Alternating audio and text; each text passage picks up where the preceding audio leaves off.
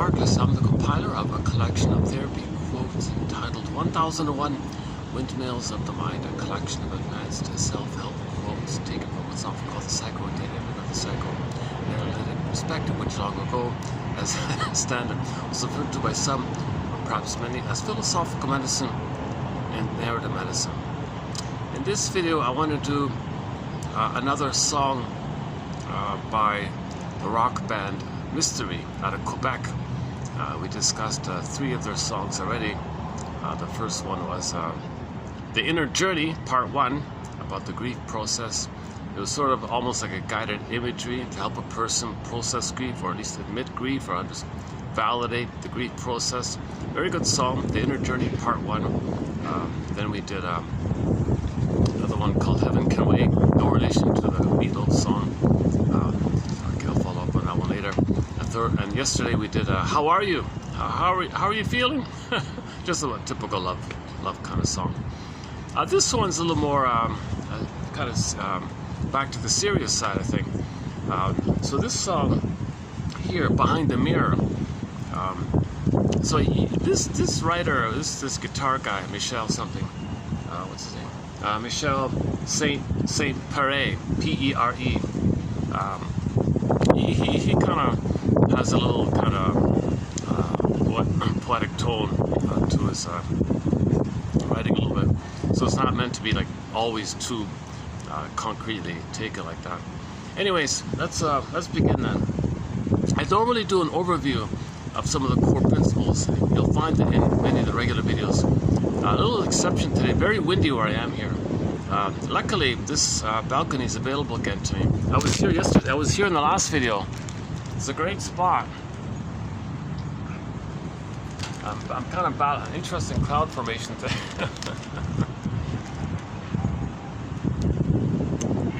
And I'm holding a packet. I'm holding a pack of tissues here just to see if I can muffle the wind a little bit. So it works a little bit, but not too much. So I'm going to forego the usual introduction about repetition, compulsion, and transference and projection, identification to aggressor, Evan Berger's theory, Karen Horney, Masterson.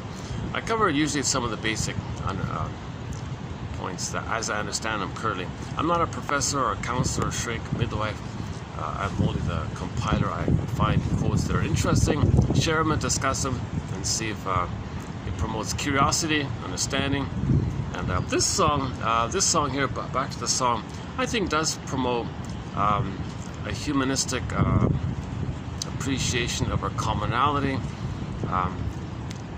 It's a reality kind of song. We're all one family here. So it's about the migrant thing. So hold the phone, stay with it. It's about the migrant thing, the refugees and all that.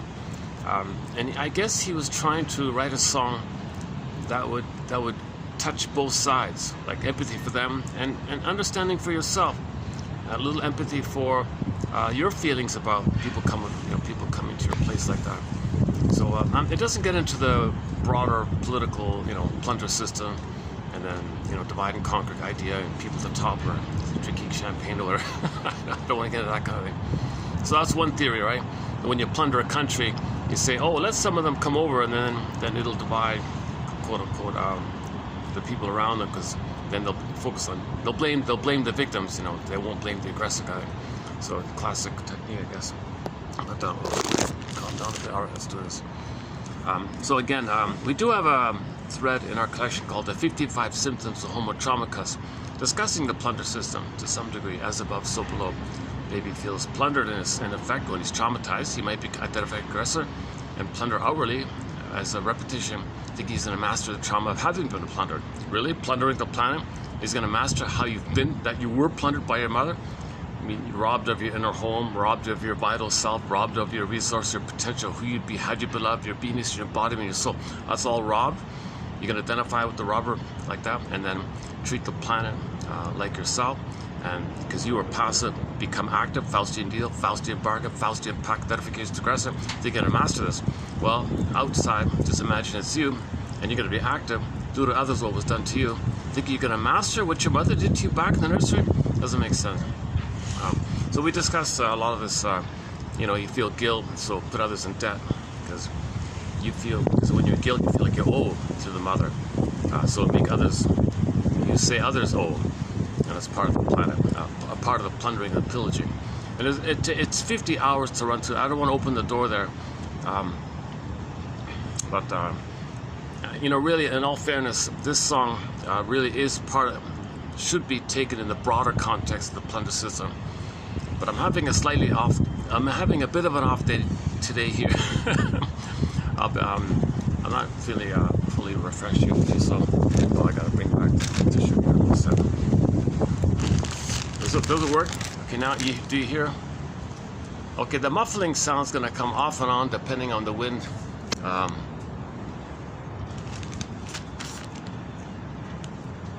It was either just not do a video today, but since I'm here, let's give it a try. Okay, let's go to the song here. Yeah, so play the song by Rick Emmett. We're eating up the planet as fast as we can.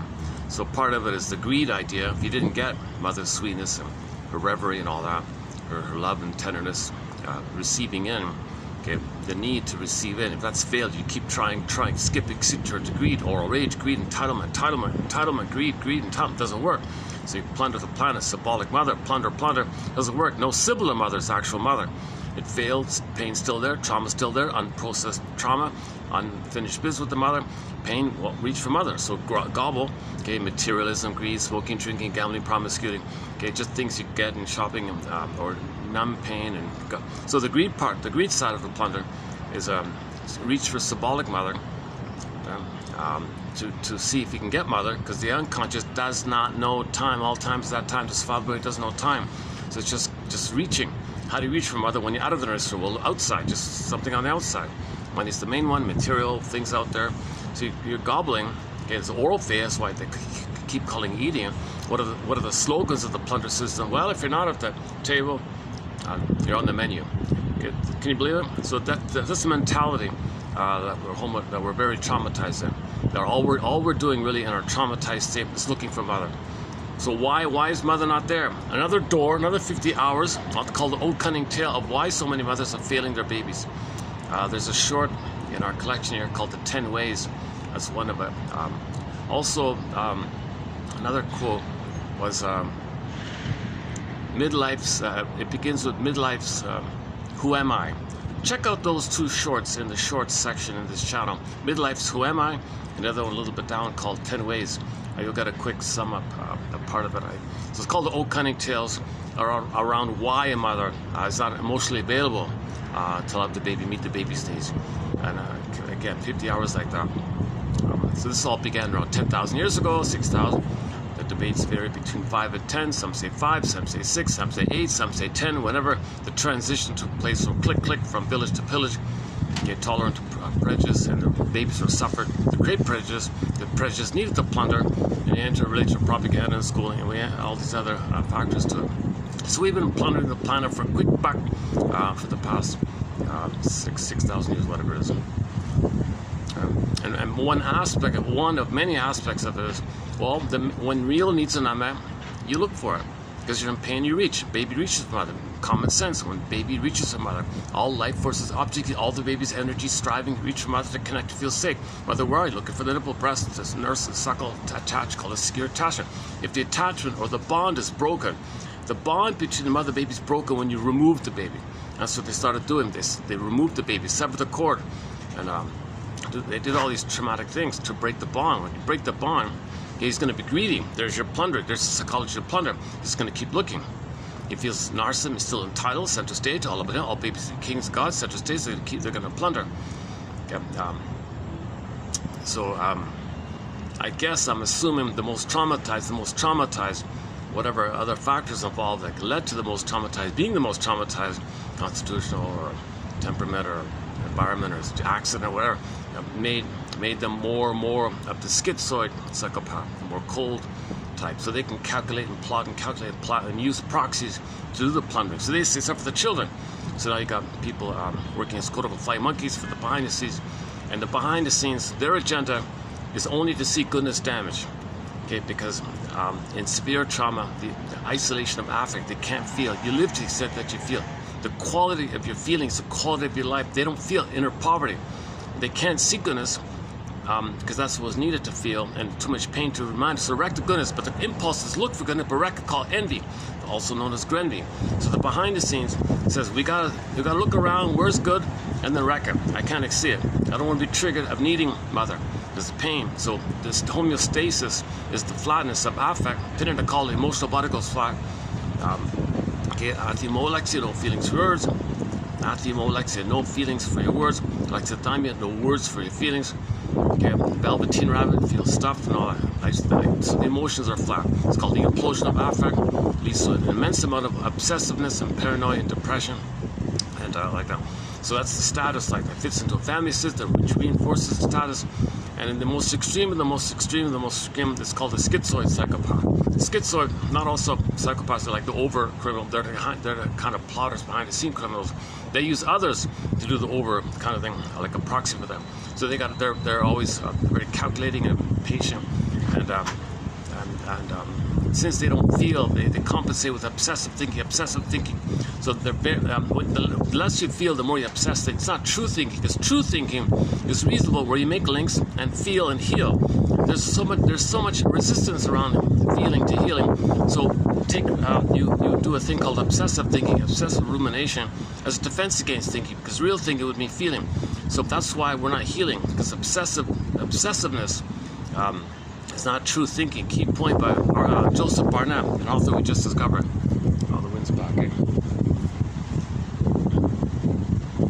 Okay, I'm holding the camera in a manner to minimize. Let's try this. Maybe I gotta invent some kind of thing. There's got to be some kind of thing I can do to still talk, because the microphone's just right there, right? Maybe I can. Oh, I see. Maybe I could hold this phone like that. Jesus Christ.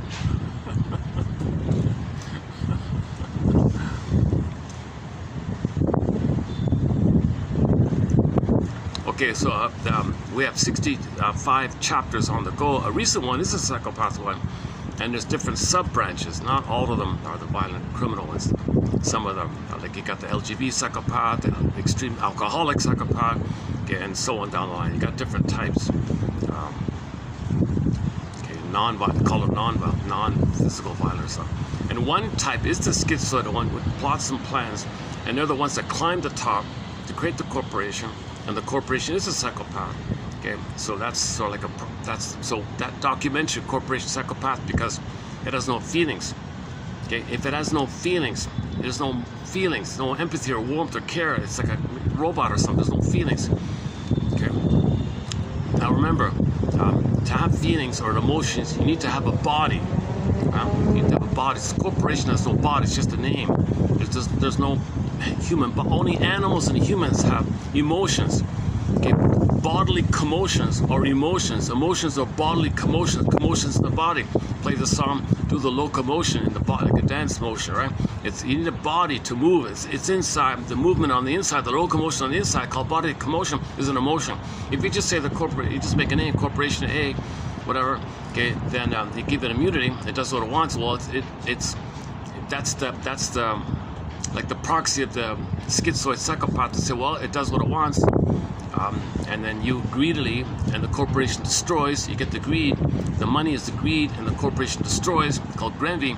So when things are good out there, wreck it. So you see it all the time. The environment's being wrecked, the soil's being wrecked, the food's being, air, water, everything's being wrecked and destroyed. Okay, all because theoretically because of an accident. 10,000 years ago, we accidentally traumatized ourselves due to the mismanagement of our chemistry when we discovered stuff. We didn't know how to manage it. Indigenous people said, we kind of split. Indigenous people said, don't, you're going to get addicted. Some got addicted, some didn't. The ones that didn't get addicted held on to the felt sense somehow, or what we now know as the indigenous people, but they're under attack, of course. So we do also have a new threat by indigenous wisdom. But that's separate. Okay, another recent topic is obsessiveness by Barnett. And also in this video, stay tuned. After we do the song part, I want to do article number 4. Yeah, article number 4 on the work of Miss Tess Forrest. excellent author. I discussed her. The past 3 videos was on Miss Forrest. The marriage between obsessives, interesting one. And the imagery around the mummies and all that. Royalty, the mummies, 2 in the 1 casket, up and down and competing. Ugh, oh my God. An excellent one by the triangle issue. Okay, the Oedipus famous love triangle issue. If the parents cannot be parents because they're too infantile, and in their infantilism they don't know how to be parents, and the kids come on the scene and the parents don't know how to be parents, this whole mess called Oedipus, Oedipal conflict. Okay, that was all spelled out. And the third one did yesterday is on a jargon of Miss Force called primary and secondary mentation, which I think is a simple, very efficient construct or term to use. The primary mentation is a symbiosis, infantile, dipodal dependent. Secondary dependence, you have an identity and you're dependent on others to grow and be creative and share and discover and blossom.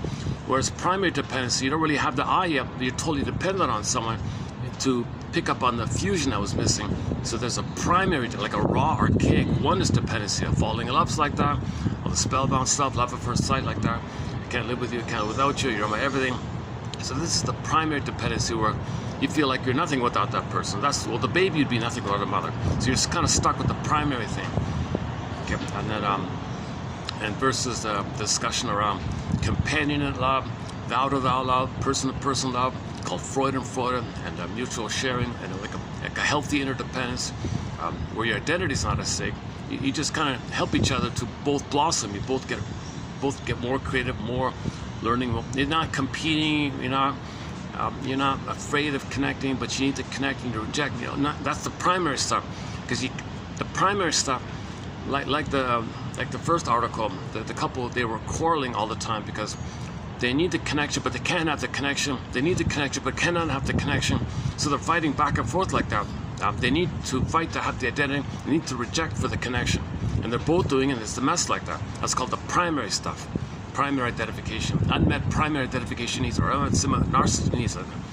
And then the secondary one, okay, again, the person to person, thou to thou, called whole object relation, mutuality.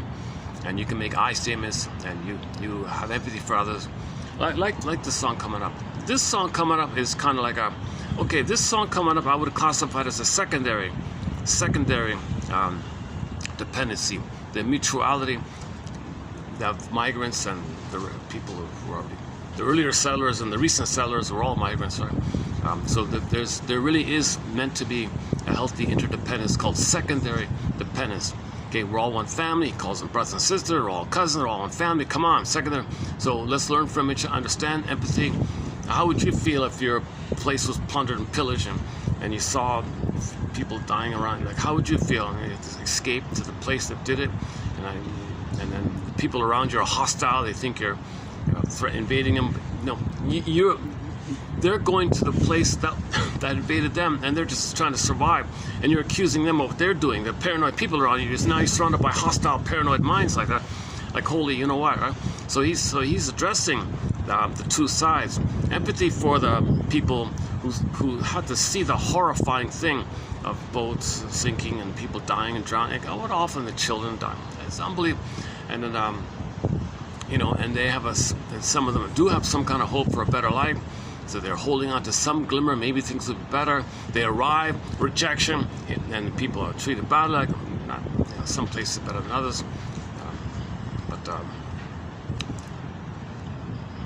So just acknowledge, try to put yourself in their shoes, walk a mile in their moccasins, walk a mile in their shoes. How would you feel? Imagine how you'd feel if you're in their shoes. And the broader idea, let's look behind the mirror of propaganda, veils, illusions, projections. So the song's called Behind the Mirror. One part of it, he means projection. Like, okay, let's clarify. So the song's called Behind the Mirror. He doesn't mean mirror like in the traditional way of shadow work. Something about yourself you don't want to know, you say someone else belongs in. Now, you do look in the mirror to notice with you. So he doesn't include that side of it all, called owning your projection, shadow work, okay, called projection. He uses mirror in different ways. For example, it's not like it's reflective. Is it real? It's not real. like propaganda, lies, is kind of mirrory, like a light show, like a tricky light show or something, illusionary, you know, kind of thing. So look behind him, look behind the rhetoric, look behind the lies, look behind. He means it like that, more like that, right? And there's other ways he uses the idea of mirror, you know. So we'll get to that in a second.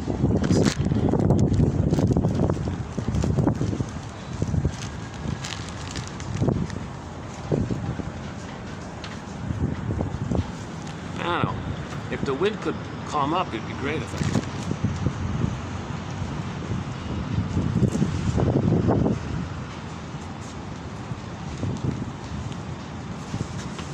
What about here? Is the wind? I got the sun right here. That's my only spot right there, eh, with the shade.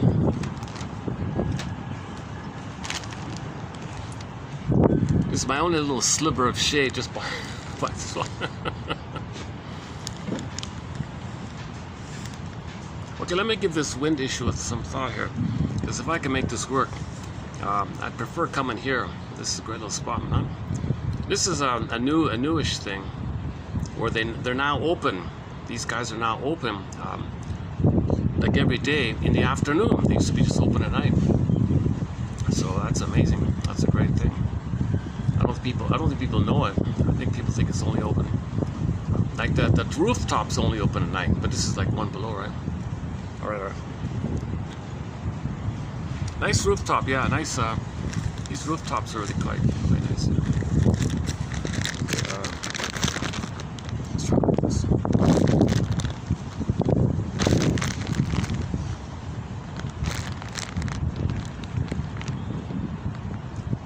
Okay, so the Lachlan has a thing called the mirror defense. Projection is a mirror defense. So something about you don't want to admit. Okay, you were angry at your mother. Okay, you direct that anger at yourself because your mother didn't accept your anger, so you directed your anger at yourself. So now you're blaming yourself, criticizing yourself, angry at yourself, hating yourself. But hate and anger is a cry for mother's love. You might not know that. All you know is that you're somehow hating yourself, but it's really the cry for mother's love. Okay. Now, when this idea of the fear of the unknown idea, okay, simply means that you hating yourself is unknown to you. Okay, so it's in your mind, the dream world. There's a monster, monsters of the id monster. Your cry for love to the mother, blocked, tension, fear, build up, shame, fear, builds up, final path, anger, fear, destructive fantasy, rage, devouring, blocked, turns on itself, poof, monsters of the id. Take your pick, guy with the horns. Okay, Medeas and Medusas and wicked queens and wicked witches and the monsters of all, any kind of monster, anything that's enraged and gobbling. That's just a picture. It's a Picasso. The monster of the id is a Picasso painting of your oral rage, need, greed, desperation to receive mother.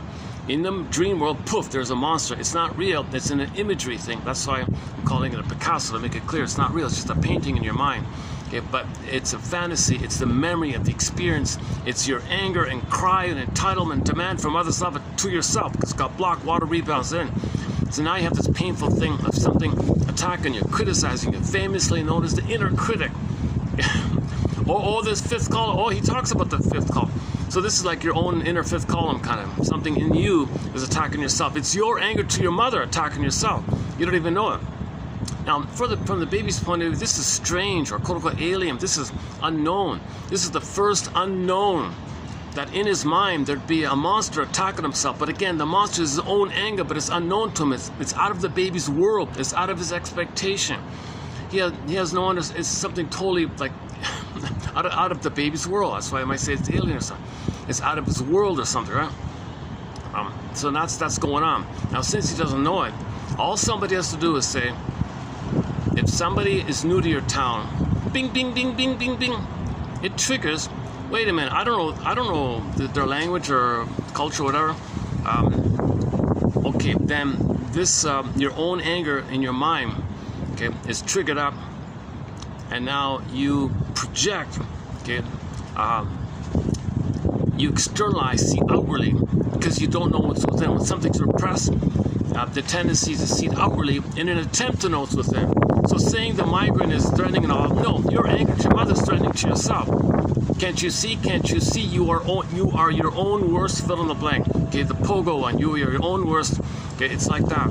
But the people behind the scenes want to stay safe in their castle, whatever. They want to stay safe, drinking tea, whatever.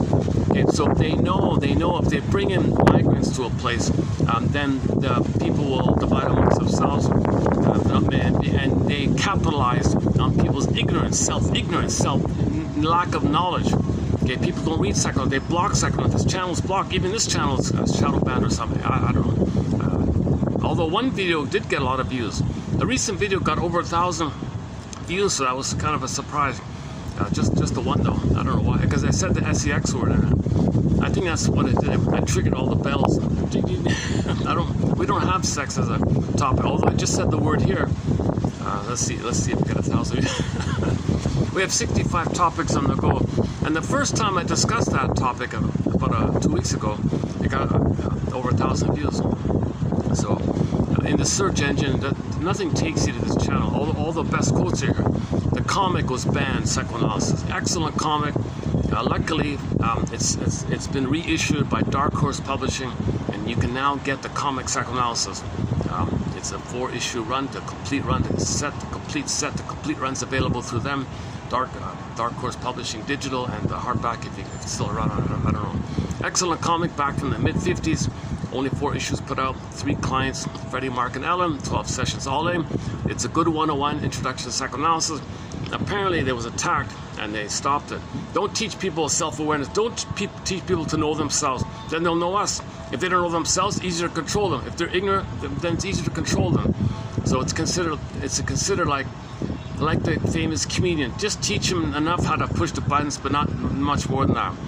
So the humanities, literature, no, give them gibberish, give them some negative dark imagery for their brain, give them subliminal black imagery, just call it literature, just negative, make them depressed. So it's not even, you're not even getting a proper liberal arts education like that.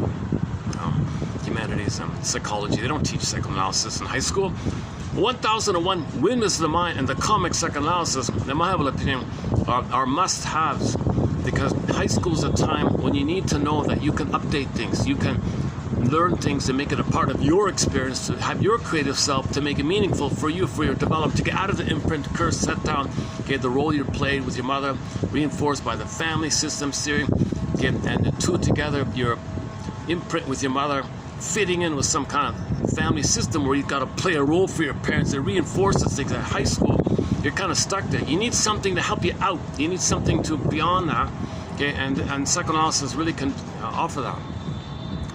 Otherwise, if you don't have that, he says you're in a sibling society, extended adolescence. You're just kind of stuck in this adolescent mode like that. Robert Blythe's book, and Barnett was saying that too. So high school is a sensitive time where people are open to learning, and they need these perspectives about repetition compulsion. So we discussed the Twilight Zone here, and a lot of the films and some songs as well. Okay, let's zoom up there again. This is the best I can do. Believe it or not, I'm doing everything I can to minimize the muffling, but I know it still gets through unless I cover here as well. Oh, that's right. There's a mic. Oh, that's right. I just remember that. There's 2 mics, right? One at the bottom, one at the top, right? Oh, I forgot about that. Oh, I see. So I might be blocking the bottom one, but it's the top one that's getting all that. Hopefully the window is up a bit here.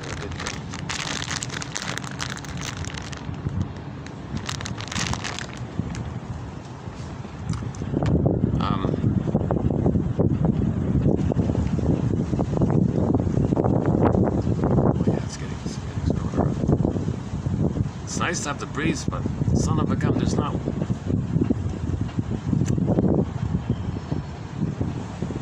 don't want to use the indoor. I don't want to use the indoors. It's kind of all the staff are there, and it's not too. I don't want to disturb others. But here it's nice. Okay, where are we? Okay, let's do the song then.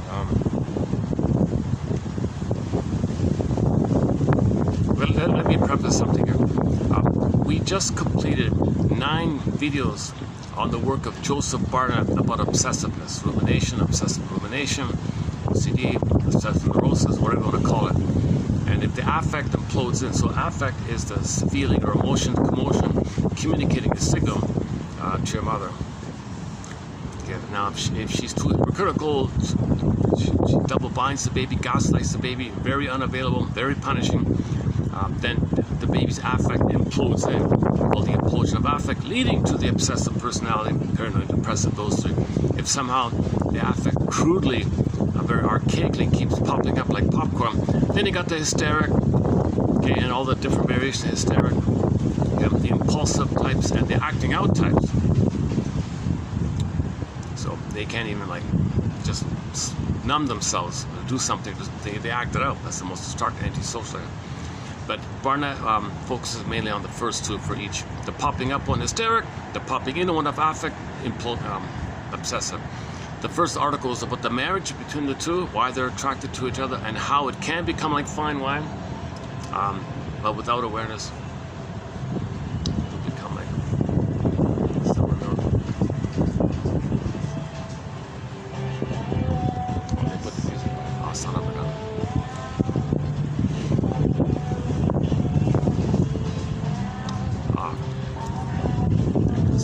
I asked them to turn it off. Is it back on? Well, maybe when I arrived, it wasn't even supposed to be on. What time is it here? It's 2 o'clock, 2:20. Another reason I don't like the music up here, because almost all of this is copyrighted, and then I won't be able to, I'll have to trim out so many parts of the video here. Okay, let me just hit the pause button for a second. Okay, I'll see you. I'll see you in a minute. Okay, she forgot I was she forgot I was out here. All right, let's continue here. Plus, the music's really I don't know what it is with this canned package stuff. There's a real tinsely kind of, they call it what do they call it again? This exaggerated, this kind of eerie tension quality to it with the computers, and it's just creepy stuff. Again, it's not. Okay, plus it's copyrighted too. Okay, let's. I feel like I want to preface before we get into the song. Okay, so we discussed 9 pages of quotes on the work of Joseph Barnett, a shrink from the 70s, about the obsessive hysteric marriage, okay, and then how obsessives can't see the forest for the trees. They don't want to know the main idea or the inference or the main message of something or the broader meaning of something. No, take refuge in minutia. That's a defense against proper thinking, because proper thinking would link, and when you link and have proper thinking, then you get a feeling. They don't want the feeling. So they're very focused on minutia and trifles, like it's a narcissistic status. You then get a rage if that's interrupted. Jekyll and Hyde moment, he calls it. So they're very much on the syntax, but the sensei. So sensei looking for syntax, okay, emotion looking for words. They got a lot of words, but it's limited in a narrow constraint. Okay, so we talk about the marriage idea. Again, the popping up one was the hysteric. Again, now, the obsessive and the hysteric both have the same needs. Although they look different in their personality, they're both dealing with the same shared, same commonality. He didn't get the proper connection for his identity development. She didn't get the proper connection for her identity development. The difference in their personalities, hers is based on the popping up of affect, and this is based on the popping in of affect. Now, when it's popped in on affect, okay, his technique is to obsess and ruminate on some trifle, and that's his narcissism, covert narcissism, hoping hoping that if he's a good boy, someone will say he's a good boy or think he's a good boy, and there's the connection of hoping that the connection of somebody approving of him will be the connection that he needs. It doesn't work. So he's stuck there doing it again and again and again. Because nobody in the present saying you're a good boy is going to translate to you receiving your mother's oneness back in the nursery. So the connection is needed for identity development. Connection is needed for identity development. Both have failed. The hysteric, because the affect's popping up, they overtly, with the affect popping up, openly show their narcissism and hope others will say, look at me, look at me. And the approval of people looking at them, that's their hope to get the oneness with others. But they overtly show their narcissism. Whereas imploded, they covertly show their narcissism. Now, the obsessives love to marry, tend to opposite track idea, is that they feel less tension if they marry an obsessive, because if they see the partner showing even crude, simplistic, erratic, doesn't make sense, squawking pair, complaining, whatever, it shows some tension release, it shows some display of affect, so they feel less tension, so they feel a little relief being around the hysteric. So that's the original kind of appeal. And the hysteric is drawn to the obsessive because they look stable, but it's a pseudo stability, because their stability is based on being perfect in some minutia. They want to get a perfect score in some minutia, and they're very focused on that, so they look kind of stable in that sense. And the hysteric interprets that, well, maybe if someone around me is stable, maybe I can hold my feeling, maybe I can understand my feeling, maybe I can embrace my feeling, maybe I can find words for the feeling, you know. So they have affect looking for syntax also. They're both dealing with the brokenness between affect and syntax, apprehension and comprehension. Okay, so that affect is data for the inside, it's the impression, and the expression is the communication where you're consciously aware of it. So you have to be conscious of your body sensation. And this intercycling, yin and yang, moon and sun, day and night, masculine and feminine, this back and forth interplay between the body and the understanding, conscious understanding, and expression, feeling, expression, feeling. This interplay is called cognition. The two of them are also known as experiential knowing. Experiential knowing. Experiential knowing is where you can learn this whole point. I had this problem here last time. Today it's much worse. You're not hearing me. You're not hearing me. No. Oh, hi there.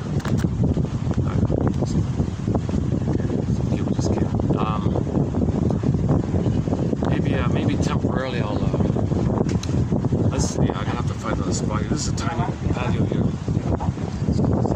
Just as well, because it's so windy anyways here. So, let me find another spot here. I'm in the smokers section, yeah. So.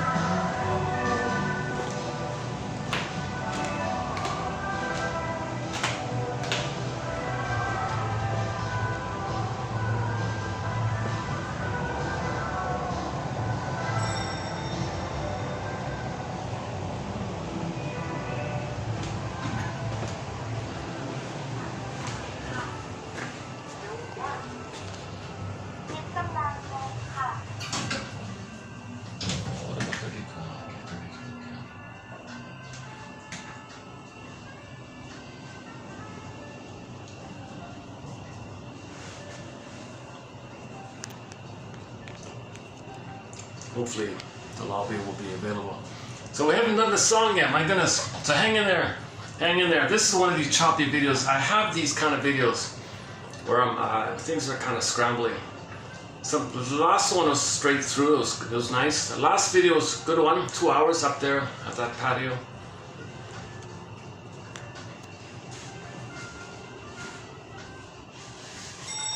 However the delivery comes across, I hope something of value is through here.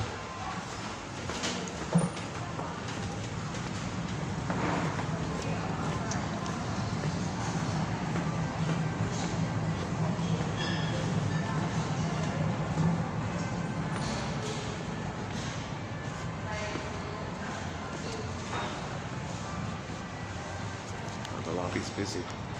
Let's just hang out here for a bit then.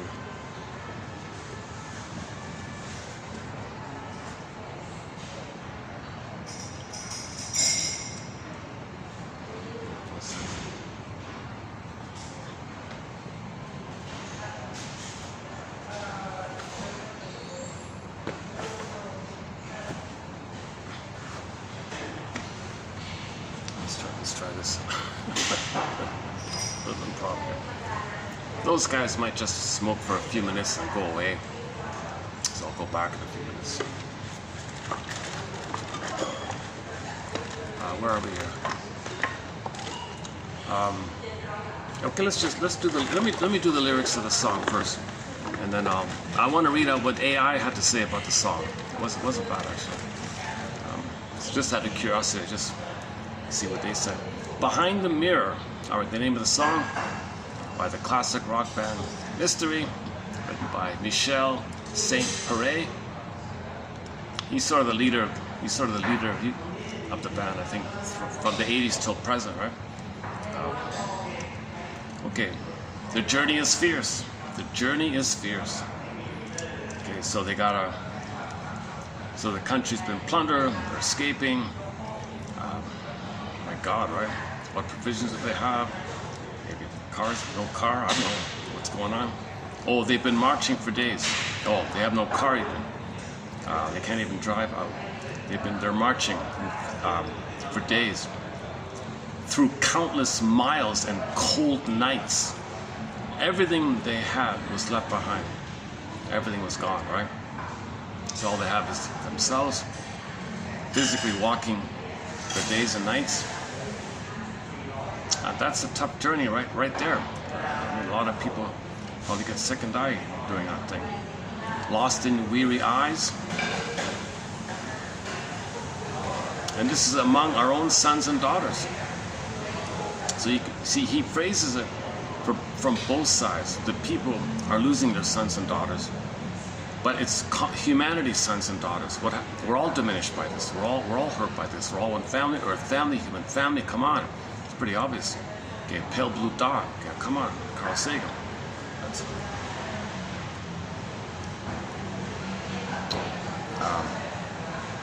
okay, but they're moving onward, right? Okay, and they might be reminiscing about their old life and thinking about, well, maybe they'll have a new life. There's a lot of bravery and struggles going on here. The song says, run before the spirit is locked away. Hold on to your freedom and walk behind the mirror. See, here, the mirror might be like, you might be losing your mind even. Like in this case here, the mirror might be like your fragile, your fragmented mind. And you're panicking, you're fantasizing, worrying. Well, you run, he says, before the spirit is locked away, before you lose spirit, before you really get so depressed, you just give up kind of thing. So he said, keep going. If you have to run, then run. Run before the spirit is locked away. Hold on to your freedom and walk behind the mirror. Walk behind maybe your fears that walk. In this case, the mirror is fantasies of giving up or something. Fantasies of desperation or something. The mirror, like the things you're seeing, like you might be having hallucinations and delusions and psychotic breaks because you're under so much stress, didn't sleep for days or whatever. And so walk behind the mirror. So even though you don't know what you're thinking or seeing, maybe will hold on to your freedom and just keep going before your spirit is locked away, before you perish, kind of thing. Rise. So people are having a hard time even doing this. This is already a struggle, right? Life and death struggle, just to you rise and build a home of the brave. We're all together, breaking down the mirrors. So again, he has a together theme throughout this thing. We're all together, like we're all one family kind of theme here. So let's all be brave and build a home for all of us. Let's all of us be brave and build a home for all of us. And let's break down the mirrors of projection and thinking that somebody's, your mother who hurt you, you know, remember, fear of the unknown, bing bing, your own boogeyman of the mind. This mirror where you project, get back to the mirror. So you project the image in your mind of your own anger. Okay, I'm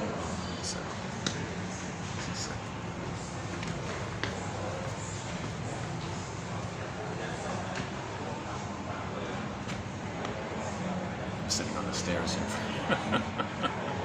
5-star hotel, it's okay. Nice and clean.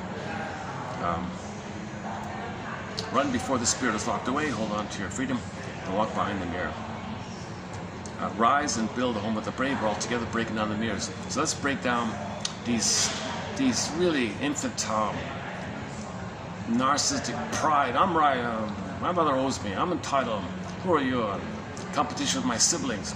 So you're going to transfer a lot of your childhood home battles, you know, with your siblings and your parents being infantile and being in primary mode, and maybe your parents had a collusion like Jocasta and Laius to parentify each other. They couldn't be a parent, so you're dealing with the anger of your parents not loving you, your parents not really being parents, and maybe your parents turning to the children to parent them. You're dealing with a lot of anger, this infantile stuff, and it's like an imprint, and you're transferring onto everybody. Like, oh, come on, notice this, and it'll go away. Notice this. Notice these illusions, and notice that you're in the past, not the present. So forgive your parents for the trauma, understand that they were impaired, understand their dilemma, and then mourn that you spent so much time living in the past, waiting for a better past, that you're being dysfunctional, waiting for mother's love in the past. And you admit and consent that the trauma did take place. You mourn the loss of who you would have been had you been loved. You mourn all that time lost. So you got to do some kind of mourning process, talk to somebody, and build your sense of present reality by recognizing the past. Okay, for the Twilight Zone, Gabe's story. Next stop, okay, go to the Gabe's story, and episode entitled Gabe's Story from the Twilight Zone, as a good starting point. Sailing across the stormy sea. Okay, so they made it to the water. Oh yeah, it's Africa Day today, isn't it? Yesterday, I think it's. Yesterday was, I didn't notice this, but depending on the calendar, today is Africa Day, like World Africa Day or something. So sailing across the stormy sea, so let's say people from Africa crossing over, a lot of them die, right? Can you imagine seeing people like die? You're in the boat and people die like that. Sailing across the stormy sea, but you think, Jesus Christ, what else do I got to do here? This is safer. Crossing the ocean in a dinghy boat or whatever is safer than your place being plundered and pillaged. Lost dreams. All the dreams and family plans and legacies, all that is lost. Lost dreams, and they had to choose to flee it. They had no choice, really. What's left of their hope?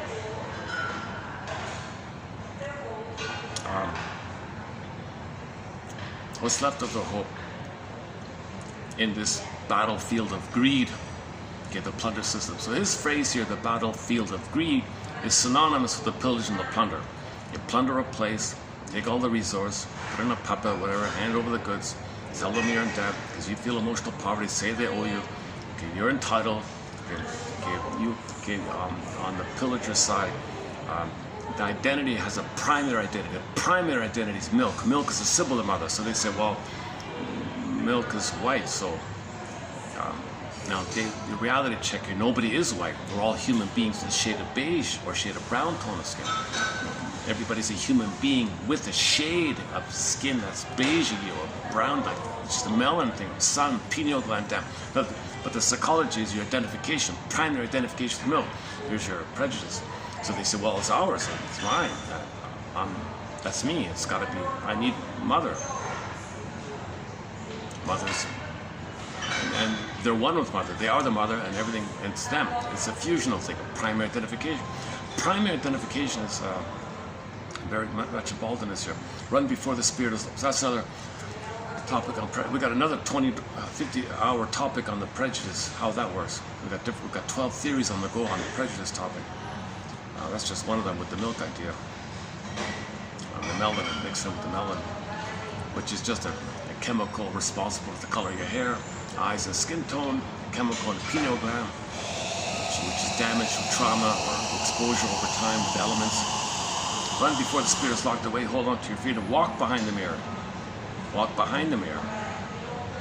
Okay, so any kind of catastrophizing fantasies, negative thinking fantasies, that could be like a mirror. You're thinking negatively maybe. Well, walk behind it, see if you can just put it aside and walk behind that kind of mirror. And maybe in this case here, this kind of, every time you use the word mirror, it means something a little different. And let's all together. Now back up a sec, broad picture, step back, overview, forest for the trees. Remember, obsessives cannot do forest. This is a forest song. Okay. Oh, and today's author is forest. The forest is we're all one family. Okay. Pale blue dot, broad context, broad picture, big picture. Okay. The forest idea. So let's we are all together breaking down the mirrors, breaking down the lies, breaking down the propaganda, breaking down the delusion that dysfunction, that by being dysfunctional get mother's love in the past. Really, you think destroying the planet means you're going to get mother's love in the past? The sounds of waves dancing around you appeases children's cries. The sounds of waves, so they're still in the boat, right? The sounds of waves dancing around you appeases children's cries. This sudden silence. Okay, here, look at that. Okay, so they're in the boat. For a while there, maybe the children stop crying. And all of a sudden, okay, somebody dies. Or the boat, whatever. This sudden silence forever haunts you. So you're forever haunted. It's vicarious trauma to see a death like this, to see your family drown. You're going to be forever haunted.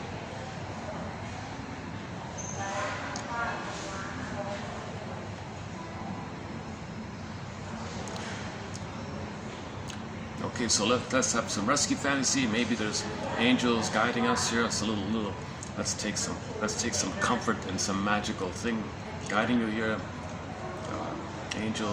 Maybe angels are going to rock the boat here.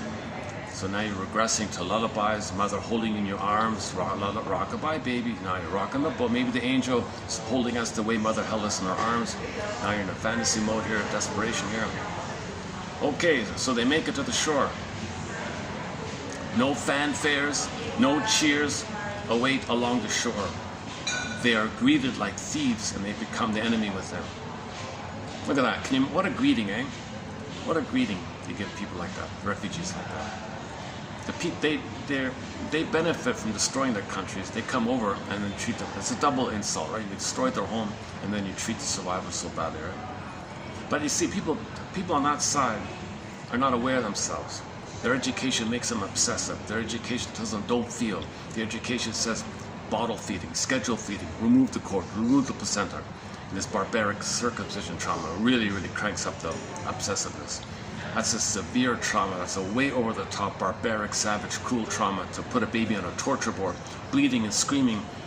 Or even if he's not screaming with the drugs, he's still screaming inside for 20 minutes. Mothers can't do anything about it. In the name of pillage and plunder, we do this to create obsessiveness. Okay, let's not get it. So Ronald Goldman, I don't really cover circumcision trauma in this channel here. I'm not a doctor like that, but Ronald Goldman is a medical doctor, and he specializes specifically on this barbaric, cruel, savage thing. Now we're not talking about the teenager thing. We're talking about like within the first few days, that kind of thing. So the bond's broken with the mother, with the removal. You put him away on a scale or something. The hormones go away, mother's hormones go away. But you want to make sure he's really traumatized. You want to, like, quote unquote, make sure that he'll never bond again, never trust again, never love again. So you do that barbaric thing under some excuse. You just make up, they name it pillage and plunder. You just make up some excuse. Because religion on that side is a tool of the plunder system. It's an adjunct of it's a Trojan horse or whatever. It's part of the plunder system. To use religious obsessiveness and behavioralism to create obsessive thinking, because obsessive, no feeling, and with no feeling, you don't want to think properly. You don't want to think. You don't want to think the force. You don't want to know the main idea, the humanistic. You don't want to know the spirit of anything or the main idea of a message. Just obsess about it and feel proud about some obsessive things. So prejudice will be very strong. Obsessives will be a lot of prejudice with obsessives, generally speaking. What if mirrors shine on both sides from this trail of tears? What if both sides are suffering? He says here, what if both sides are really suffering? What if both sides have psychic trauma? What if both sides give the people who don't welcome them and the people arriving there? What if both sides, on both sides of the mirror, have this psychic trauma, inner trauma? Right? So that's what he means here, I think. What if mirrors shine on both sides from this trail of tears? What if we're both suffering? He suffered. We're all interconnected. Oh my God. Okay. Walking among us in broken mirrors appears reflection of a young child born to the heart of steel. Yeah, okay. So he's not going to feel, right? A lot of children are born and they can't feel already.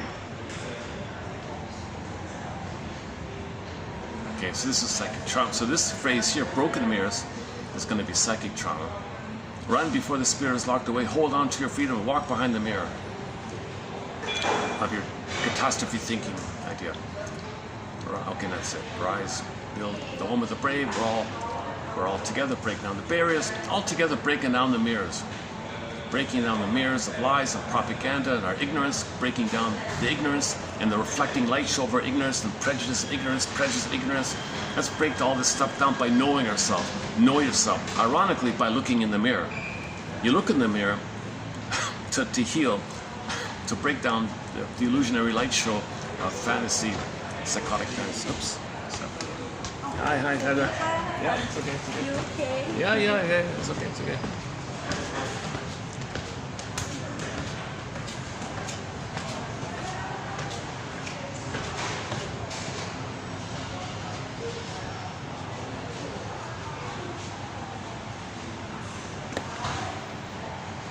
Okay, let me, let's go up, let's see if I can go upstairs to play the song. Maybe I should, no, I don't want to play too loud here. It's a 6.5 minute song. It's a pretty good song. It's definitely going to be on our soundtrack. Oh, let me do this. Hang on, let's do this. Before I play the song, let me read out the AI, what AI had to say to it. So I just asked AI, hey AI, what would an analyst, how would a psychoanalyst interpret this song? And here's what it said. The song Behind the Mirror by the rock band Mystery is about the global migrant and refugee crisis, detailing the harrowing journey of people fleeing a plundered homeland in search of safety and a fresh start. Written by guitarist Michel St. Pere, the opening track of their 2023 album Redemption. Okay, this is off their most recent album, 2023 album called Redemption. This is it the second track? I think it's in there. It might be the first track or whatever. Okay, so they have their latest album is called Redemption. On that album.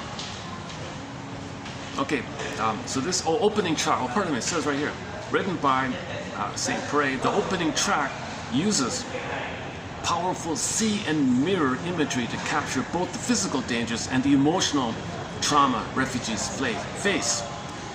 Okay, the desperate flight. The opening verses describe a fierce, grueling journey where families march for days through cold nights, leaving behind everything they know to escape a homeland left in ruins. The stormy crossing. The song depicts them taking a boat across a stormy sea. The lyrics highlight that even though the ocean is incredibly dangerous, fleeing is still safer than staying in a homeland ruined by the battlefield of grief. The lyric in the song. The unwelcoming shore. When the refugees finally arrive at their destination, they face a harsh reality. They face a harsh. Yeah, okay. I'm not sure why he used that term there, but anyways, they face a harsh reality. He says here geopolitical. Instead of being welcomed with open arms, they are, quote, greeted like thieves and viewed as the enemy within by the host country, people in the host country. Walking behind the mirror. Okay, walking behind, a lyric here in the song, walking behind the mirror. The central metaphor represents stepping into the unknown and breaking through the illusions of their old lives. It means crossing a threshold to build a new home where their spirits can remain free. Okay, that's a little weak there. Okay, mirrors on the shore. The moon reflecting on the water creates mirrors on the coastline. This represents the dual reality of the human condition, the contrast between the safe, free land and the war-torn, plundered place left behind. Breaking down the mirrors. The chorus calls for unity to break down these division lines. It is a call to look past superficial nationalistic reflections and recognize the shared humanity of the people arriving on the shores. Severe trauma shatters the ego's ability to process reality, leading to a repetition compulsion, where the unconscious mind forces the individual to repeatedly relive or obsess over the traumatic event to somehow master it. The lyrics.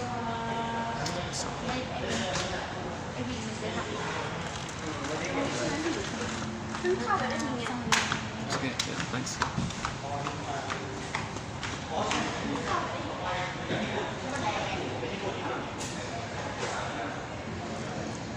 The lyrics and the journey described in the song embody this. Okay, so so don't forget, when people are traumatized, you obsess and think about it again and again, like PTSD. So almost everyone's gonna have PTSD. Who knows what the numbers are? Most people are gonna have PTSD. Expressed or unexpressed, hidden or over or imploded PTSD. I don't know. The lyrics and the journey. The lyrics and the journey. And it's a compounding effect, right? Refugees come over, they're PTSD, they're afraid. Many people don't want them or something. That increases their PTSD, their old fears. The people are going to project onto them that maybe they think that they're like them, but no, they just want to survive, leave me in peace. If you can help me, that'd be nice. I'm not going to hurt you. I just want to live my life and continue my life. No, maybe they're like us. Maybe they want to plunder. No, we're not plunderers. We're the victims. You're the plunderers. We're the victims of the plunder system. Okay, my mother's milk was also white, you know.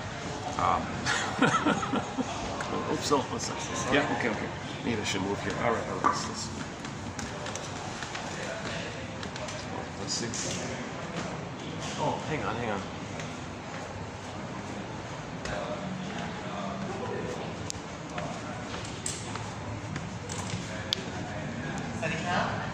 It's okay, thanks. I'm fine, thanks.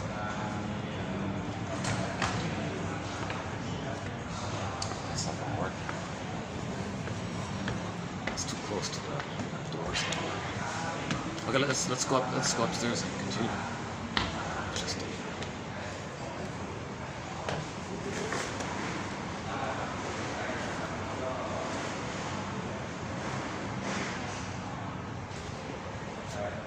Let's just finish the AI blurb, or the AI summary, I should say.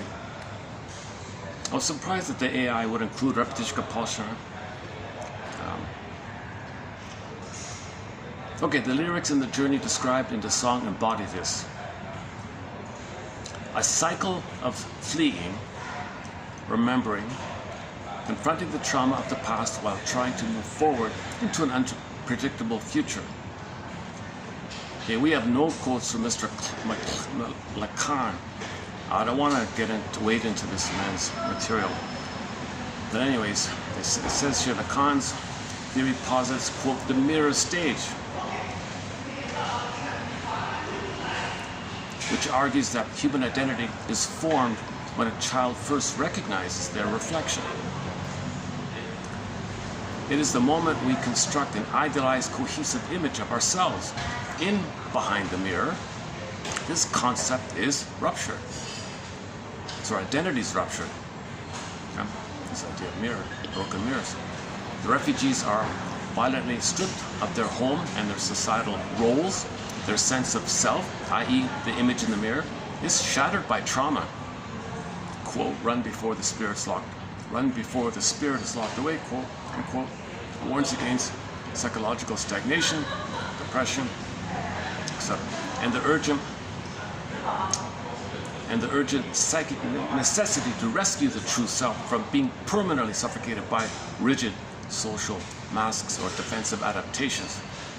Okay, so in other words, what he's saying is, don't become an obsessive plunderer. Don't identify with the aggressor. Hold on to your soul. Keep your spirit. Don't become like the aggressor. You don't want to do what they did. You're the victim of it, yes, but you don't want to become like that. You don't want to identify with that harmful thing. Okay, hold on to your freedom. I mean, your soul, right? Hold on to your freedom is a battle cry for self-actualization and personal autonomy. Seeing a heart with a, quote, heart of steel implies an early emotional trauma where the child had to develop a rigid, unyielding emotional defense mechanism. Yeah, so children are born with PTSD, a pin and a collar idea, to survive. All right, the song's journey may also be an attempt to reconnect with this wounded, repressed inner child. Okay, yeah, there's some reference to that, right? The song's journey may also be an attempt to reconnect with this wounded, repressed inner child. To, quote, walk behind the mirror, demands that the individual retreat from external superficial compliance and dive into the unmapped unconscious. Okay, one way to think about behind the mirror is we'll go in the unconscious. All right, twilight zone, behind the mirror, twilight zone, enter into the twilight zone, know yourself. Know your repressed self, your secret self, your shadow soul, the one who walks with you, who's not like you, who is you. Someone's living my life and know nothing about all the traumas are there. It's all stored there. That's behind the mirror. You could say it's like behind the mirror. Like what you see in the mirror, well, there's more behind there. So yeah, okay, that's pretty good. So you got the mirror and what you see and all that. Well, behind the mirror, it's all dark. If it's a cabinet, like you open it, like a bathroom cabinet, there's stuff in there, right? All you're thinking, you gotta see what's in there, what's inside. Metaphor for the unconscious. Yeah, okay. So behind the mirror, to walk behind the mirror means enter the twilight zone. Same idea, get to know yourself.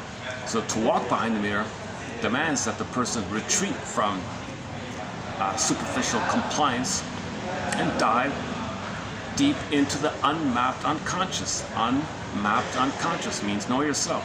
Okay, know your unconscious self, know your secret self, your inner child of the past, your wounded inner child of the past. Breaking down the mirrors symbolizes breaking down. Okay, so back to another version of mirrors. Breaking down the mirror symbolizes the shattering of illusions, projections, split off self-images. So you got to either or thinking, you got to break that mirror of either or. No, it's not either. There's no either or. There's both and. Both and. Both and. Projections. You know, somebody who doesn't speak your language with different melanin, different skin tone or something, doesn't know the language, had no chance to go to school or something. Okay, I know they're not paranoid like you. Paranoid is one of the personalities due to implosion of affect when mothers use schedules and they say mother knows best and do what I say and you can't be yourself, and mother's using the baby to meet her needs. Mother's maybe has a role for the baby to play for her. Mother's using the baby as a proxy, standing as a part of her. Maybe mother's shaming the baby to know that she's been shamed. Maybe the mother wants to shame the baby to think that she can't do it having been shamed. Maybe she wants to talionic and tell the world that the mother shamed her by shaming the baby, telling the world that that's what happened to her. Maybe she thinks she's going to undo the trauma, like master the trauma having been shamed by shaming the baby. Maybe she thinks she can turn to the baby to mother her. I made you define me. Life's little switches. Maybe she wants, if it's a daughter, the daughter will stand in for the mother. That means the mother will control her younger her, played by her own baby, giving herself via the child, playing her younger her back in the theater of the mind, trying to give herself symbiosis. Daughter feels engulfed. She'll be enraged and grow up psychologically aggressive or violent, she says. If it's a boy, the mother might say, I want you to be Lou Ferrigno and be a rebel with my cause. The mother says to the son, the world is my mother. I want you to be angry at the world. And that's my cry for mother's love. She might be, again, so on down the line. There's a whole cunning tales. Mothers maybe don't want to breastfeed because they want to jiggle the man who's in the office and have structures power to control the man. Because women know men imprint on the breast. They jiggle the breast, men are gaga, they get supplied. So women can make men do what they want, make them jump. How high do you want me to jump? So women control the men's narcissistic supply in lieu of not getting mother's maternal supply. They're still looking for supply, narcissistic supply, center stage, all about them, attention on them, focus on them, and they can get men to do that when they jiggle them so they won't breastfeed the kid. That's another thing that the child is being ignored. Yeah, and it goes on down the line.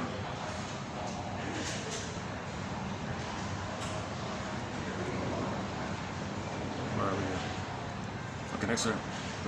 The line in the song "Home of the Brave" is a metaphor for a fully integrated, cohesive self that no longer requires distorting mirrors to survive. So your inner home, your vital self, your embodiment, your ensoulment, the home of your soul, the home within. The song expresses empathy, or just broadly, we all have a home of the world where we're all brave to know ourselves. In both work ways, personally brave and collectively. The song expresses empathy by narrating the desperate plight of refugees fleeing their country being plundered. The track fosters a deep emotional connection through lyrics highlighting the search for freedom and the shared universal struggle for a safe haven. Isn't that what we all want? To have our basic needs met and feel safe? So we can feel safe, so we can read books and learn. Okay, humanizing their terrifying journeys and directly challenging the host society's hostile perceptions. Okay, so the song also does this, right? The song tries to humanize their terrifying journey and challenges the host society's hostile perceptions. The song is a plea to shatter the artificial walls and cultural biases that make us view refugees as different from ourselves. The refugee child is no different from your own family, challenging the audience to see their own shared humanity reflected in the face of a stranger, emphasizing human suffering. The lyrics paint a raw picture of the exhausting, dangerous journey, focusing on the immense physical and emotional sacrifices made by refugees forced to leave their homes, focusing on vulnerability by highlighting the trauma experienced by children, referred to as, quote, our sons and daughters. The song triggers a protective, empathic response, cutting through the lies and propaganda, etc. Critiquing hostile reception. The song condemns, quote, the battlefield of greed and xenophobia faced by refugees who are often wrongly treated as threats rather than individuals seeking safety. They're individuals seeking safety. Encouraging universal solidarity. The central metaphor of breaking down the mirrors acts as a call to dismantle the prejudice and superficial barriers that separate humanity, urging a collective recognition of our shared existence. Okay, so this song is about the conclusion here, urging a collective recognition of our shared existence. It's pretty good, eh?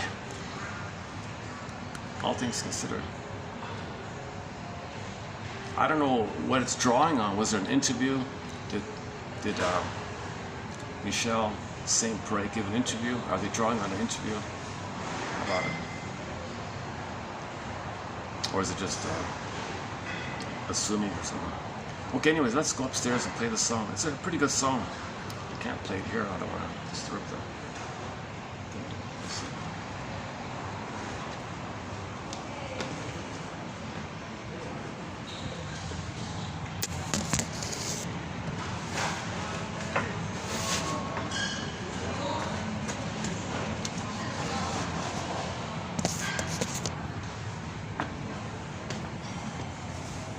Hopefully the smoker's left.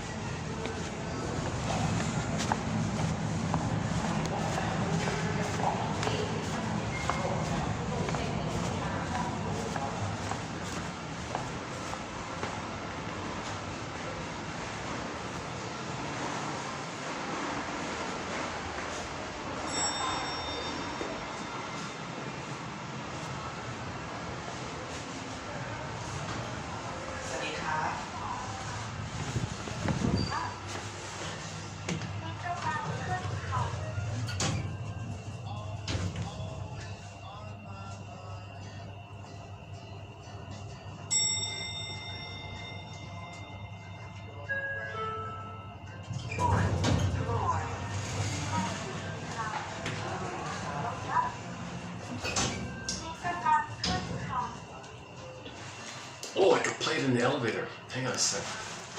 Oh my god, yeah, let's see if I can get it started in an elevator. Hang on a sec. By the time I dig it up, we'll have reached the top floor. Hold a sec. What's it called? Behind the mirror. Behind the mirror.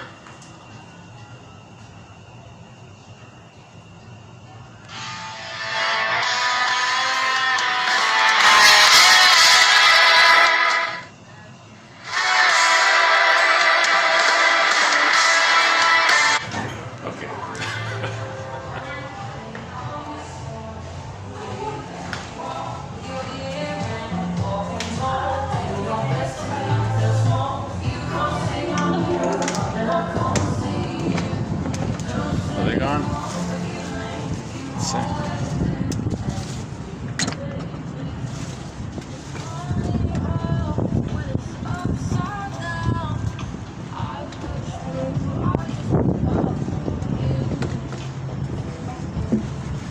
Oh, they took my chair.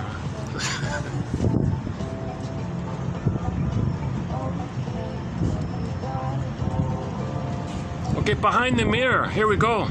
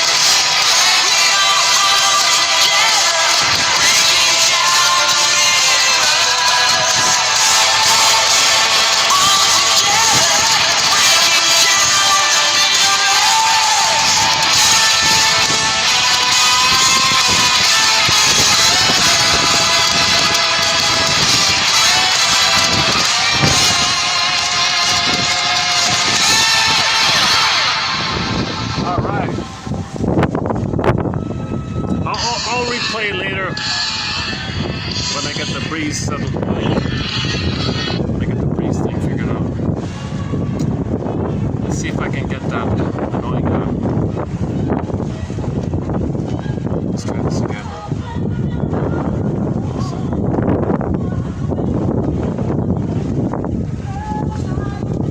Right here. Try this.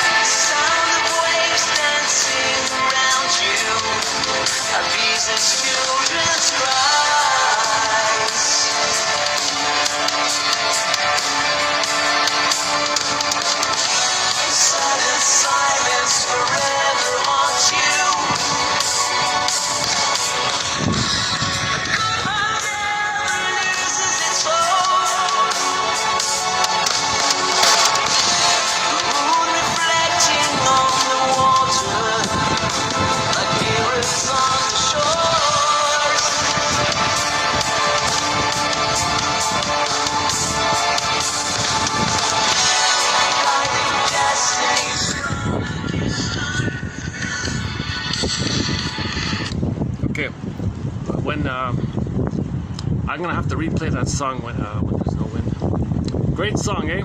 2023 album entitled Redemption. It's their 8th album, by the band Mystery. Just discovered this band. The other great songs we covered by them are The Inner Journey, Part 1 about the grief process, and the other two are Heaven Can Wait, no relation to Meatloaf. And the other one is How Do You Feel? Just some kind of love story. Okay, let's run through today's quotes here. So now I want to do 3295, today's one below, by Miss Barnett. Okay, this is just a general kind of Alison Miller kind of discussion. So the first three were very specific. Obsessive marriage, very graphic, full of imagery, with the mummies and all that. And then the Oedipus story, great article, one of the best articles on the whole love triangle, Oedipus complex, mother complex, parents can't be parents, primary dependence, this whole thing. And then yesterday's one, more specifically on the difference between primary and secondary. This one here, article number 4 by Miss Forrest, Tess Forrest, who was Joseph Barnett's wife. It's just a general Alice Miller kind of, about the importance of babies needing love. But I included specifically because I want to experiment with her phrase, the vital self. So people will use the real self, the true self, the ontological self, the sense of self, okay, the embodiment, the ensoulment, the beingness, the budding beauty, the emerging self, okay, and the real self, the feminine element, the feminine principle, your soul. People would use phrases like that. She simply calls it the vital self. That's pretty good, the vital self. She's pretty good with vocabulary, Ms. Forrest here. So the vital self. So the baby's born with the vital self. And she says it, well, if that's squashed and you got to create like a fake self, this gap is the problem. And your anger, and if the woman's vital self, then she claims women will be psychologically aggressive or violent, she says, depending on the degree. So she's the one who is the most kind of vocal or open on the harmful effects of mother's misattunement, malattunement. She doesn't like euphemisms. She doesn't like mother maternal libidinal unavailability, mother being impaired, mother having emotional dyslexia, mother having emotional warping. She doesn't like these kind of things. She says here that these euphemisms, let's get rid of them. She says it is appropriate that psychoanalytic theory and therapy rid itself of euphemisms like overprotection, rejection by the mother, right? And obscure, that which obscure the extent of the destruction that is perpetuated in interpersonal relationships between a baby and a mother. It is imperative that the difference between a feeling and action be recognized, but it is equally imperative that disguised or symbolic destructive action be acknowledged. Okay, so some others are very psychologically aggressive or violent, called passive aggressiveness toward the baby. People coming in. Oh, they put the music. What the hell is with this music? It's like the third or fourth time it has. Okay, this is going to be a problem with the music thing, eh? Jesus Christ. One says okay, the other says no. Oh, no, this kind of thing again. Alright. Luckily it's not too loud. Alright.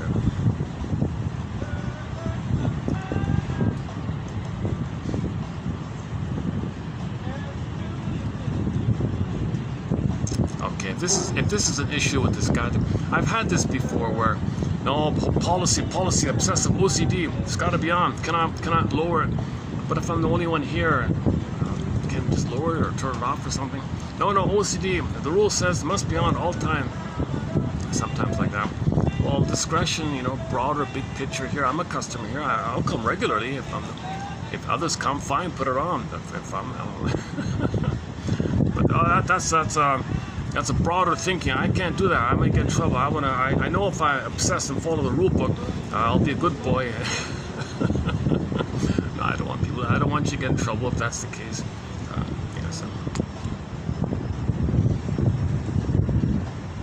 Yeah, but it's lower. Yeah, she lowered it. Yeah, okay, so maybe there's a compromise. All right, I can deal with this lower volume. Usually it's blaring. It's ridiculous. Okay. What is today anyways? Today's Wednesday, right? No, today's Tuesday. What is today? Today's Wednesday. Yeah, today's Wednesday. I was here on Sunday, right? I was here, hang on a second. No, today's Tuesday. Last time I was here was Sunday. I didn't come here on Monday. I was here on Sunday. It was great. Nobody was here. Oh, because of the holiday. That's right. Sunday was a bit of a holiday.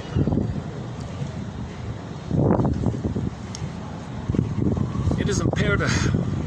Okay, so of course the mother can feel these things, but doing it, so keep that in mind here. But keep in mind that mothers might be covertly, psychologically aggressive to their children, and she calls that psychological violence. Okay, so she tips the scale too much on the other side. Some people are too polite, delicate, euphemistic. Mother's life force is unavailable. She says mother's violent. Look, it's just two extremes on the spectrum. It's what's the right vocabulary? What words do we use to describe mother's behavior? I don't like using Leonard Shengold's phrasing. He's even got a more dramatic one. But when you think about, the plunder system.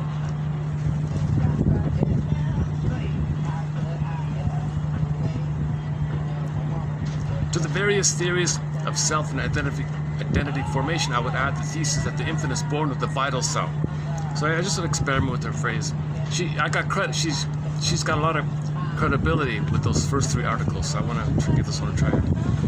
The vital self, which is his or her drive to preserve the unconditional value of his life and of his or her self-experience. Okay, that's your sense of self, or the vital self, your vitality self, your feeling real and alive self, your soul self, whatever you want to call it. This energy will ultimately find its outlet in vitality. If not, okay, then there's anger and rage, which is a cry for the love needed to express the vital self. So the anger and the violence and the acting out, and that's a cry for safety with the mother, so they can have a chance to feel safe. They want to feel safe to express the vital self. So back to the song, the migrants, and everywhere, all people around the world want a safety, so they can express the vital self. Okay? So that's the commonality of all of us. Everybody wants to express their vital self. You need to feel safe. You plunder a place, they don't feel safe. Dying in the boats, they're not safe. They're survival, but maybe in the future they'll be safe. Now, people already settled in a place, they should feel safe and welcome people and help them settle in, and everybody's safe. But no, they have a memory mother hurting them, and the physical comforts they have wasn't really the safety to express their vital self. So neither side is going to be able to express their vital self. And the Yago behind the scenes, the passive-aggressive bully behind the scenes, schizoid behind the scenes. Okay, now I got to divide both the concrete mentality, right? The famous divide thing. So that's maybe one theory about why this is kind of going on. I don't know. You control people by divide method, right? And at the same time, you protect them because the baby wants to protect the mother. So people doing this, you have trance logic, you're hypnotized. Oh, they're right, they're mommy. Mommy's always right. So babies always think mother's right no matter what harm they do. Yes, mommy, you're right. Yes, mommy, you're right. So this is triggered up. It perpetuates the same. We don't know. We don't remember that. We believe mother must be right, even if she's hurting us, right? So this is why midlife is needed. Midlife is an examination period. It's like an audit. You got to do a self-audit, self-scrutiny period called the hero's journey, the second journey, midlife journey. Face all these mirrors.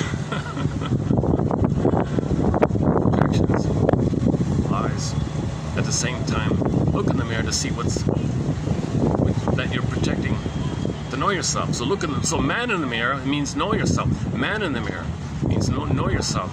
There's so many ways to use this mirror thing I do. But behind the mirror, look in the unconscious. Okay, the broken mirror is your sense of self. Broken like that. Said before. The vital self of the child is integrated into his self-concept to the degree that this drive is confirmed by his parental figures. Oh yeah, that's right. When I went there to ask again to turn it off, one said yes, and the other was being a little, can I help you? What do you want? She just said yes, and you're fine. So I notice some of these hotel services, you got people who feel a chance to be important. I got a chance to be important. You're here. Sometimes, you get once in a while, not in any specific hotel, just as a general pattern. I've noticed this with hotels. Once in a while, you'll get quite a narcissistic. Typically, that service into the care, that they really want you to be comfortable and you're a guest here. Something, no, I have a chance to be important. They make it about them. They don't care about the guest. I want to feel important. Sometimes you get that right.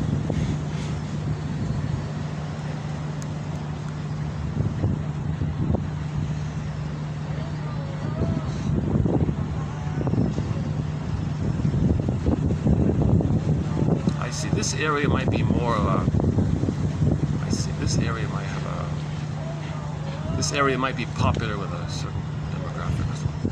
Is that it? Where are we here?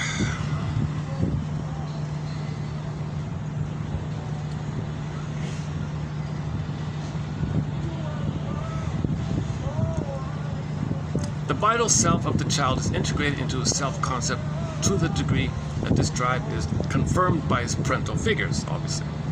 When the parents conceive and respond to the child as separate, different, and humanly equal to themselves, as well as a part of themselves. Yeah, it's on my mind with this music thing. What? She said okay, and 2 minutes later they put it back on. Okay, I gotta figure this out here. I was hoping to come here more often, but if this is gonna be an issue, I was at another nice place, and they said no, I'm the only one here. No policy, it's gotta stay on the whole time.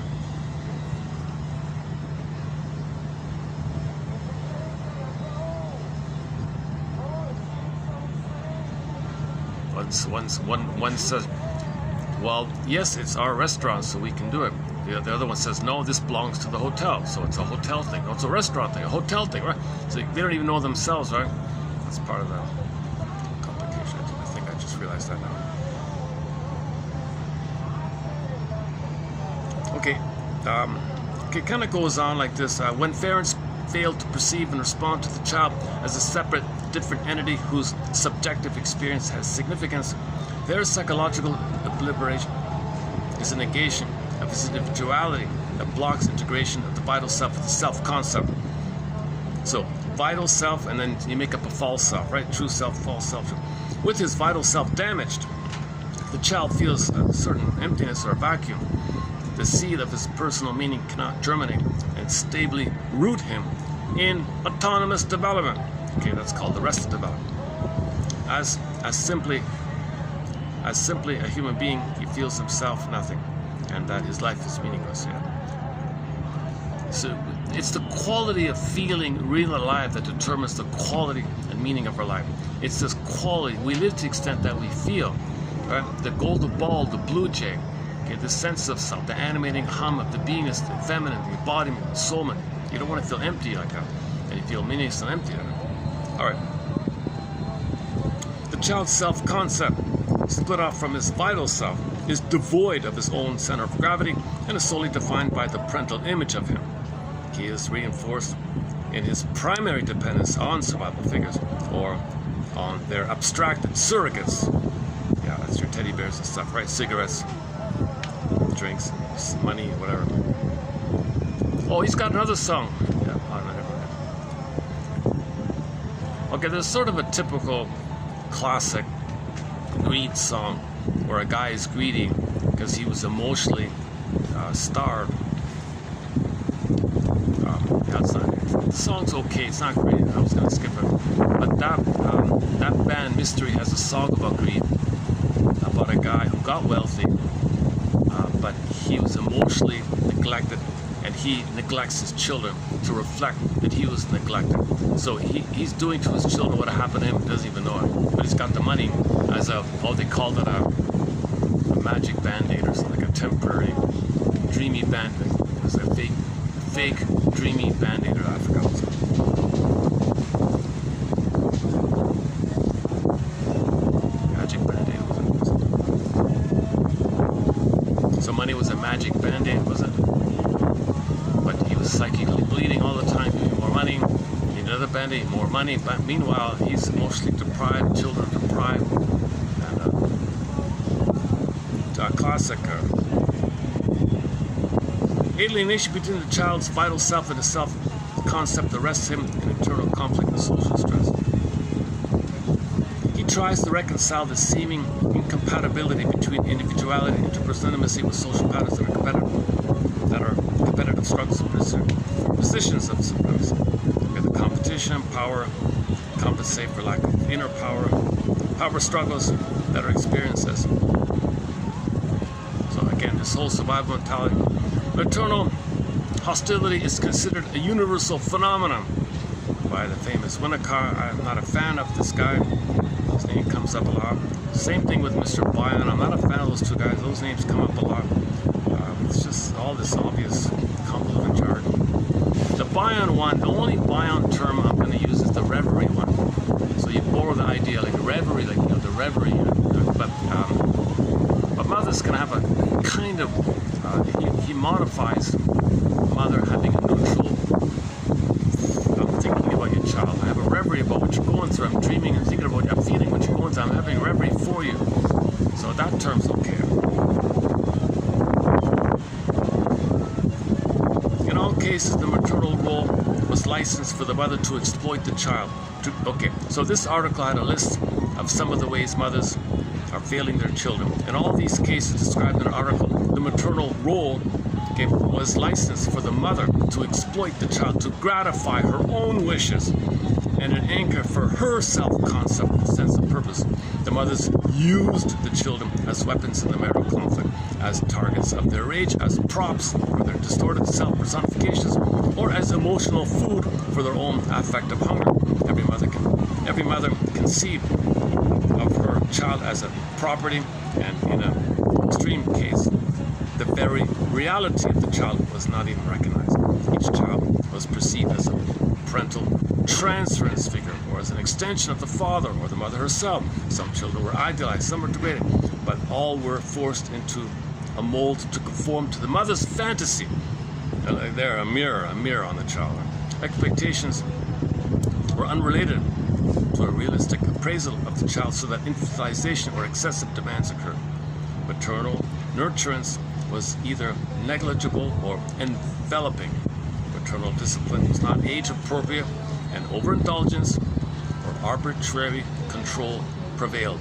Overtly or covertly, each mother expected and used her child to compensate for her emotional deprivation, to repay the debt of gratification her parents owed, that she felt she earned and was entitled to have. Yeah, okay, let's look at that. So the mother says, my parents owe me. Kid, you got to give because my parents owe you. Play my parents because I'm entitled. The world owes me living. You're the world for me, so you owe me. I can't believe some others think this, right? In no case was there conception or confirmation of the child's subjective experience. So the reality, the soul, the vital self, the beingness, the needs, the feeling was ignored. The child was never perceived as having a right to a separate existence, apart from the role he played in relation to the mother or to his effect on her. Maternal deprivation, distortion, or exploitation of the child's needs that negates his or her separate existence to serve the mother's self-interest is an assault on the integrity of the child that exemplifies irrational and disintegrated processes in the mother. This betrayal of maternal trust sows the seed of future violence, he says. Okay, 3295, that's below there, so I'll leave it for your reference. Let's see if it reads out.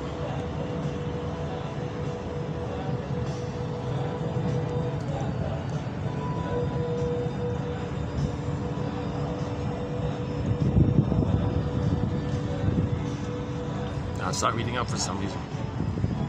I used to be able to let the phone read it out. For some reason, it just stopped working. Okay, submitted for your approval and consideration. Okay, number one, the song, okay, Behind the Mirror by the band Mystery, and the code below by Miss Force, 3295, on just providing articulating the reality. A lot of mothers are using their children, objectifying their children, want the child to play a role for them. The child then loses their vital self. They'll have some construct called a self-concept like a construct, personal construct, internal construct, mental construct that he goes by, like a template, a blueprint, an imprint. He's got to live by that. It's conditional. If I do this, if I'm obsessive, maybe. If I'm hysterical, maybe. If I'm this, maybe. If I'm this, maybe. And you're waiting and waiting for what's up in the past. This false kind of thing, it's a gap from your vital self. And there's an inherent anger at losing your vital self. Pain and anger is because you're not feeling your primary feelings. It's a relief to feel your primary feelings: joy, sadness, and interest, curiosity, wonderment, all the joy, the primary feeling, the hum of the embodiment, versus the survival stuff. Survival stuff: fear, anger, stress, shame, anxiety, all that stuff. Okay, envy, bitter, all the negative stuff. The primary feelings are mainly positive, living and loving, freedom, pleasure, and creativity, and spontaneity. Just the joy, being in the present now, and sharing the true honesty is a pleasure. To be honest, making eye statement like that. And sadness is considered honest because you need sadness. Okay, when there's a loss, and it's a relief to feel, to admit us. It's a relief to be able to feel sad because then joy comes back. All the joy which you praise on are tears away. So that's why sadness is at the console in the Disney film. Is sadness is considered a primary positive feeling, not a negative feeling. It's a positive feeling. It's just a natural thing to do, to feel sad when there's a loss. And that was the message of the first film. They didn't understand that. So finally at the end they said, okay, sadness, you got to run the console. Oh, and then joy can come back. Joy is the primary animating quality: interest, curiosity, joy. Okay, and then at times joy steps aside, sadness runs the console. Okay, and then after some kind of confession or admission to the loss, okay, and then some expression, then joy comes back. That's the primary stuff. Now, if joy and sadness got zooped away, okay, then you got, in a Disney film, fear, anger, and disgust popped up. That's from the survival brain. Second film, okay, you added other characters: envy and embarrassment, and anxiety, and ennui, and so on. They were going to put Schadenfreude and shame on there. Didn't have the space. Great series, Inside Out series.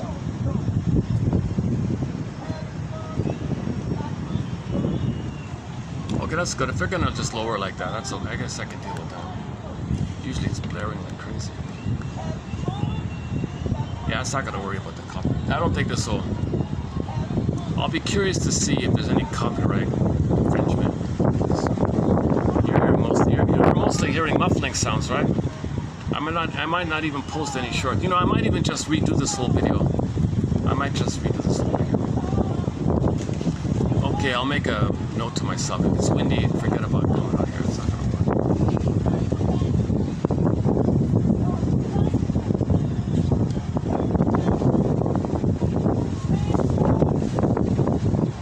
work. Where can I go to play this song? Let me try to listen to it. Let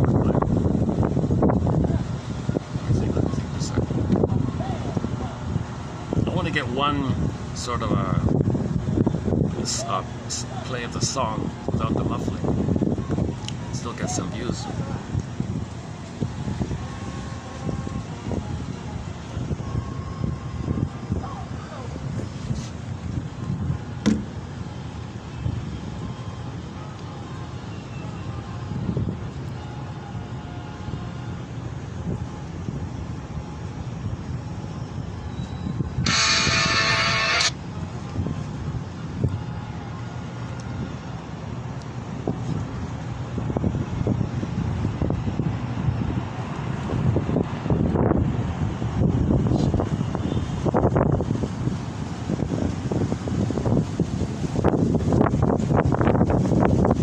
What if I went here? What if I just try it like this? Let's try it like this, in between the bushes here. All right, let's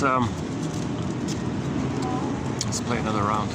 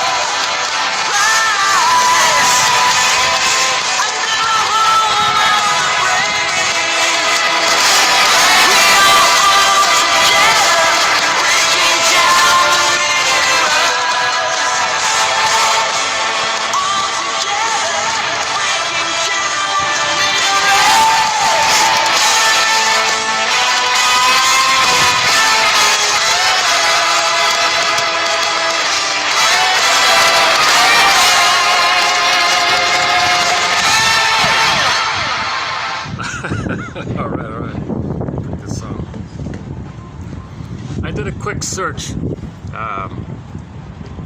can I have a list of songs about refugees and migrants and the hardship they go through? And you get a whole list of them. Even Bruce Springsteen's got one. No mention. Not one mention. Not one list. Even AI. Look, even AI didn't have it. Even AI couldn't identify this song as being. It's probably one of the best songs on their issue, right? It's really good about the balance, about the feeling for the receivers of people coming over, like that. That AI reading out is 3266. If you go to 3266, what I read out, you'll find it there. And today's 65, taught by Miss Barnett. So this concludes, so this concludes Article 4. So we did 4 articles on the work of Miss Barnett. The first 3 are stellar, they're excellent. Man, oh man, they're excellent. This one's okay, it's just sort of average. But I like the idea of the vital self idea. She's influenced by Karen Horney. Karen Horney does the same kind of thing. You have like this ideal self and then your actual self. It's the actual self, your vital self. The actual is like true self damage, but you got this ideal made up thing. So she says vital self and self concepts and true self also.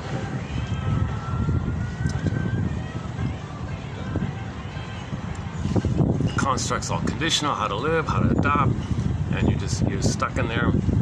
It's like a conditioning, it's a learning, and that's what you want to get out of, because you stay in this timeless loop, hoping to get about yourself in the past. You're repeating, waiting to get about yourself in the past. The false self construct, repetition, compulsion, respinning, replaying, recreating, new edition again and again, is hoping to get about yourself in the past. Give thee all hope for a better childhood past by consenting that there was trauma, consent that it did happen. Okay, that mother was psychologically violent, to use her phrase. I don't like using that. Or psychologically impaired. Wasn't available because, once again, she was in her past, waiting for a better past on her end. She was in primary need. She didn't have secondary. Oh, battery beeped on here. What is it? Okay, I've got less than 10 minutes on my phone battery. Without the backup, I forgot the backup battery. Without the backup battery, I only got about 2 hours now with the built-in battery.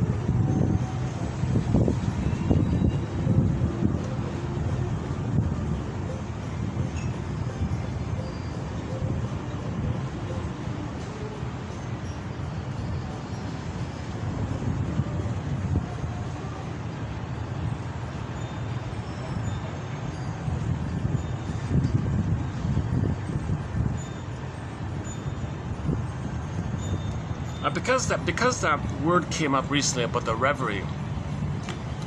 So one quote was about, if mother doesn't offer that reverie, thinking about the baby, what's going on. Oh, one sec.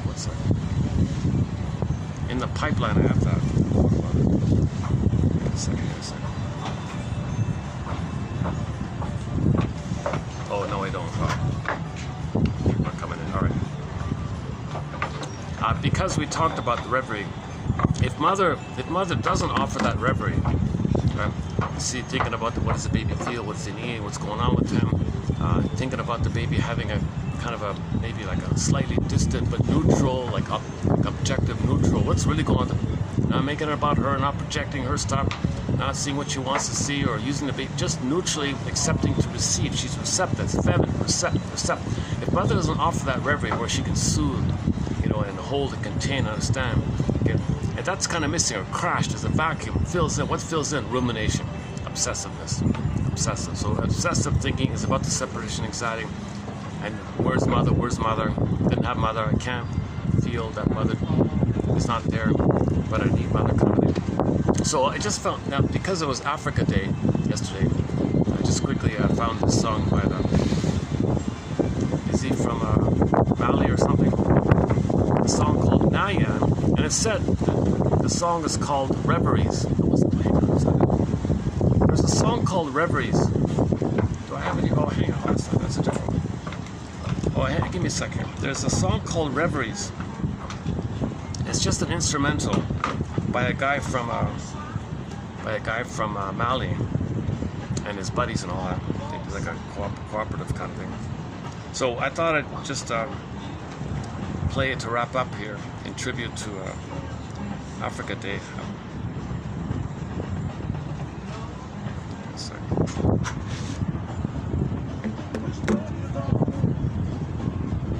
What's the guy's name again? Oh, okay. Ablaye. Is that it? Oh, there it is. There, Reveries.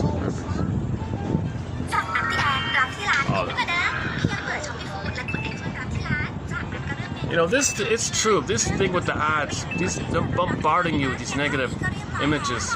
Okay. Let's